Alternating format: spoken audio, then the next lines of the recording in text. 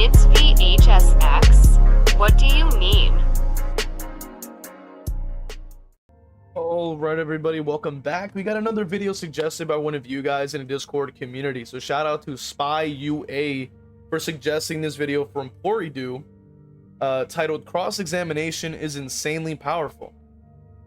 So I wanted to cover this video because I do think that it will cause a lot of issues within the game, especially because this is sort of, at least from what I'm reading around the DBD space, is it's very similar to how the old fog vials were, where it's like basically people were just disappearing right in front of your eyes and there's just no way around like to be able to know where they've gone.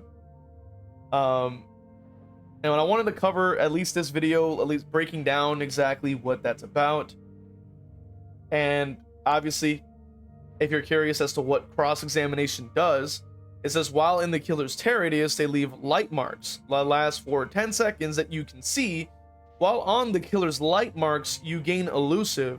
This ends after 5 seconds. Now, I've forgotten what elusive does because like I've been kind of stepping away pretty heavily from DVD content, DVD space, for the most part, and even playing the game in the first place. So I do, hopefully they do provide an explanation, because I've just forgotten completely what it does. Strong and thrilling to use that I cannot emphasize enough how much this perk will undoubtedly become a major pain point for killers if it receives no further changes. To put it bluntly, anyone who is sleeping on this perk better wake up. Here's how cross-examination currently functions as of the PTB for patch 10.0. This ends after 5 seconds. When I first read about what this perk does, I was genuinely impressed and shocked that this kind of perk would be created. At its core, cross-examination is so strong because it's centered around the elusive status effect. For those unaware, elusive is still a relatively new survivor status effect that provides the following benefits.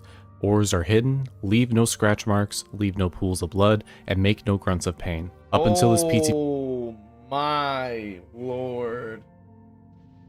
So in other words, this is basically bringing back the fog vials 2.0. And mind you, that's a bit concerning. That is a bit concerning because the fact of the matter is that the fog vials, for those of you that were unaware of what they would do, they pretty much work the same way. People would be running in a straight line. They'd pop a smoke bomb. It would completely blind you. You couldn't hear anything. You couldn't see anything because it would muffle the audio. It would hide everything. There wouldn't be any scratch marks. There wouldn't be any grunts of pain because obviously muffled audio, stuff like that. So it was extremely hard to be able to see, and it even affected a lot of people that have impairments with sight. So people with like any sort of eye issues with like, you know, and stuff like that. There was nothing there for those people for accessibility issues. So that already was like a problem. The fog vials, of course, got changed. They at least are not as oppressive as they used to be. They improved them since. But now we're having something not as strong, thankfully, because you're not being completely blinded with smoke, you know what I mean? But the fact of the matter is, it's still similar because we're still not having grunts of pain, no pools of blood or scratch marks, and the auras are also hidden. So it's like, oh boy, that's that's interesting. You know what's funny is that undetectable is actually weaker than elusive, because I started to think about it. I was like, is this supposed to be the survivor equivalent of undetectable? But no, this is even stronger than undetectable for these killers, because keeping in mind that the different characters that can be undetectable, or the characters that do have undetectable or whatever have you, all have audio cues. They all have like if you talk about Wraith, right, it's like the growling. If you're talking about a character like Ghostface, you hear like the fabric flapping in the wind. If you're talking about a character like Trapper, his like breathing is super loud. Even Myers, like his breathing is super loud. You can even hear Trapper through the walls with how loud he is. So a lot of characters that can gain undetectables have ways that are very loud. Like you're gonna hear them coming. It's not like it's very quiet. But like elusive goes a step above, because regardless if they're injured, you don't hear anything. If they're bleeding for any reason, you don't see that. They don't even leave trails of scratch marks, and you can't see them.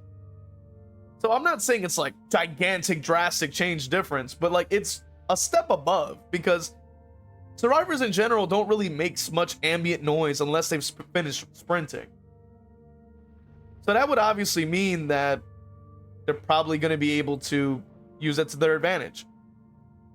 And keeping in mind that just that alone, let alone the fact that they can use this perk within a chase, which if they're in your terror radius, they're going to be in a chase. That's just inevitable. There's no characters that can really maintain their undetectable status within chase necessarily, unless you're like very specific situations.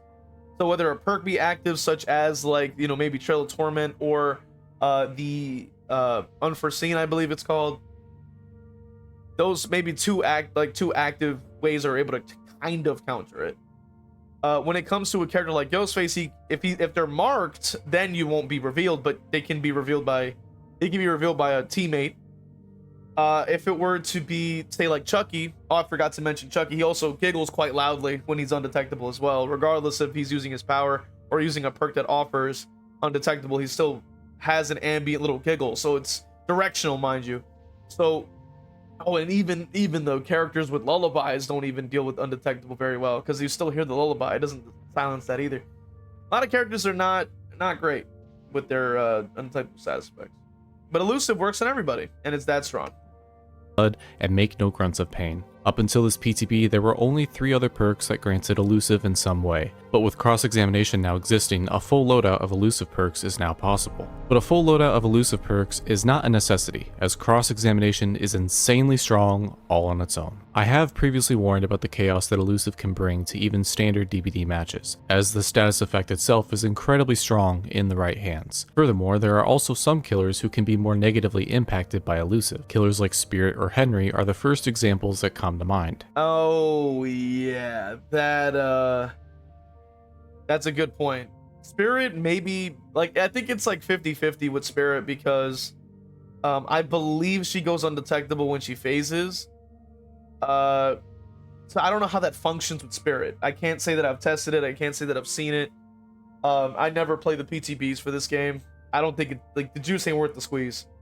But regardless, with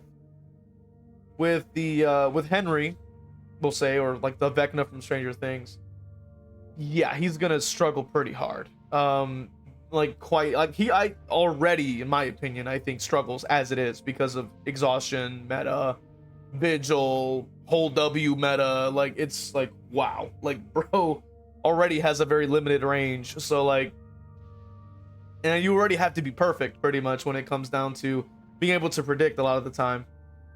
So yeah, like, I'm not saying it's impossible, but it's going to be much harder for casuals. It's going to be much harder potentially for experts too, because of just how abusable perks can be, especially in the right hands on the survivor side. And that's always been my issue, I think, when it comes down to the survivor side. It's like perks in general start off broken just on paper, then you give it to an experienced player and it's pretty much impossible.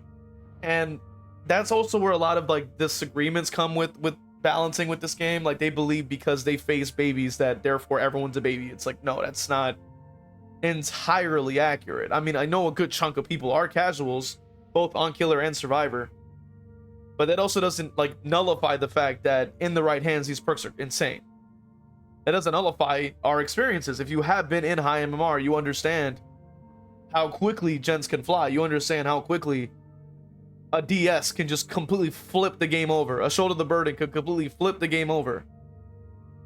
And people just saying, oh, it's just so easy, doesn't mean it's actually easy. It's easy for them because they don't play killer, or they have low hours, you know what I mean, on killer, or whatever have you. Or they don't win that often, whatever circumstance. MMR is a thing. People forget that it exists in every conversation, but it's still there to prove us right every time. In short, the reason why elusive is so dangerous is because it allows almost any survivor to remain hidden or stealthy with virtually no way for a killer to locate them. And if elusive is ever activated during a chase, it will make chasing a survivor a huge challenge. So yeah, that's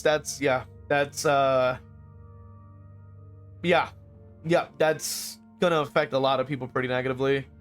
I'm deeply concerned because I can imagine like people already, with this game struggle as it is. Like whether they have hearing impairments, sight impairments, already that's already one of the many things. That's already a problem. They're gonna struggle as it is. Then on top of that, people just already just playing the game without those kind of issues or ailments will already struggle as it is, because if they're on an indoor map, if they're on a map with enough like bushes and cover or whatever have you, it's going to be very hard to track. Which this is boiling back down to, if you guys remember who has played during that time or on the fog vials, you know exactly what the hell I'm talking about. Because the reason, like, I'm not sure why they had this weird design philosophy where they want everybody to be invincible in this game when they play Survivor. But the reason that the smoke bombs are so crazy was because of the mere fact that they could just disappear in a matter of seconds. You don't even know where they're going. You don't know where they are, and chases are the only thing that can keep you in the game. So if you just lose them in seconds, that means you committed like 10 seconds, 15 seconds to a chase that meant nothing. So that's 15% of a gen or multiple gens just done because of that. And you can even see by the left here on the screen, 2 gens and another one right after that is almost done. One is almost half, the other one is like past half, about to hit like a quarter left. So like it's pretty much a GG's for a good chunk of players at that point. You know what I'm saying? Because the casuals are what keep the game alive. Like not everybody's a sweat when it comes down to this game. So if you're gonna keep like barreling down like and pushing down the casual killer players, you'll lose even more players. Maybe not as much because you're over buffing Survivor, but then I've heard many survivors say that they're bored because of how easy it's been. So like I don't think that any direction that we're going with this game is positive, because regardless, you're not making anyone happy. You over buff Survivor, it gets boring. Those people that like the challenge will just leave. And then the babies will still get steamrolled because they don't know what the hell they're doing. Then the killer players are like, yo, we don't want to play this. This is way too difficult, even as a casual player. Let alone as somebody like a veteran of this game is like myself. I don't even want to play this anymore. Like it's so boring and irritating to see that the knowledge that I've gained means nothing when bro has perk. And this is an example of that. Like bro has perk, therefore all your pressure's gone. Like, huh? Like, and mind you can't control necessarily what you can see and not see in this game. It's just blocking your sight. It's not like you have x-ray vision, so it's not like you're gonna freaking see through that and know that they're hiding behind like a wall or a bush, like in your footstep light area. What the hell is that? It's stupid. With how dangerous elusive can be, what makes cross-examination so intimidating? The way cross-examination currently functions is very scary, as it can completely upend a chase that just started in a matter of seconds. This is all because in a standard chase where a survivor is looping something, there's a very good chance that the survivor will trace the same steps that the killer takes, thus running over the killer's light marks. And as long as the killer has a terror radius active, the survivor will easily be granted elusive, and thus allowing them to either keep looping or simply run away from the loop and lose the killer entirely. Cross-examination is best used at loops or maze tiles that contain high walls that block line of sight, as the killer will have a weaker chance of locating the survivor and keeping the chase. And while leaving 0 scratch marks as a healthy survivor is certainly strong, this perk is even more beneficial if a survivor is injured. Leaving 0 scratch marks in combination with making no grunts of pain or pools of blood makes the chase become absolutely hellish for a killer. On top of all this, having aura reading be completely blocked as well makes an injured survivor go from an easy target to a snake in the grass. And all this is before even considering other supplementary tools that a survivor can utilize. For example, blinding the killer to pallet or while they vault a window is almost a guaranteed way to escape the killer. Which, mind you, a lot of Survivor players love to spam flashlights and then cry and complain that Lightborn exists. And yeah, I mean, it seems relatively uncounterable. I mean, elusive is just active. They run over literally the path you took. They just run right over it, and then they have the elusive status effect. There's no counter to it. There's nothing to disable it. And it's kind of insane because if we compare elusive to undetectable, 9 times out of 10, those things are mostly counterable. Right? We can look at a character like, let's say, Chucky, who has undetectable in his kit, and he's easily countered by just listening to his giggling. Like, he always giggles regardless of undetectable from a perk, undetectable from his power, stuff like that.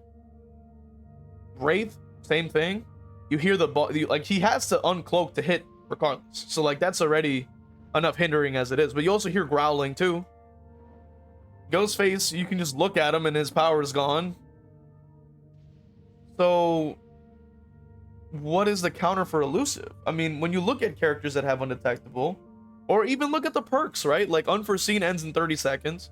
That's one perk that you go, okay, you can't necessarily like prevent it or stop it, but it also goes on a big cooldown, and then you have to go ahead and kick a gen again. So it does require about two different things. You need somebody to have repaired a gen a bit, and you also need to be able to kick it.